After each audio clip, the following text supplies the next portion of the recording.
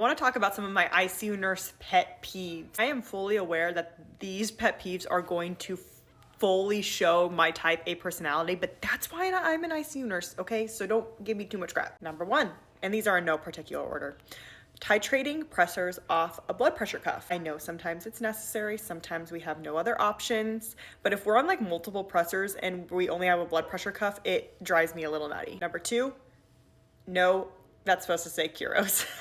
No curos caps. I want curos caps on every port. I don't care if it's a peripheral IV or a central line. I love my curos caps. Number three, nurses who don't give 1 unit of insulin. I've made videos on this.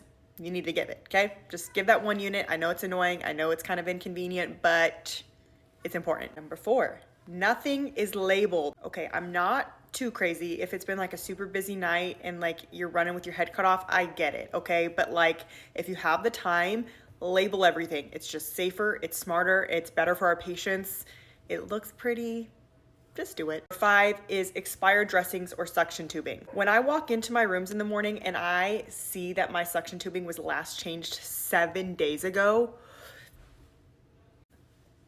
I have to take a deep breath because I'm like, ugh, that's so gross. That's like all those secretions have been sitting in there for 7 days. If you have the time, it needs to get done. And number six is the patient room is dirty, okay? I know if you're having a busy night or sometimes patients refuse to be cleaned up, but just try to keep things tidy, try to keep your patients tidy. It looks nice when the next nurse comes on and like your sheets are good, the patient's good. And I know it's not possible every time and some patients are just squirmy and squirrely or refuse certain things, but when you can, do it.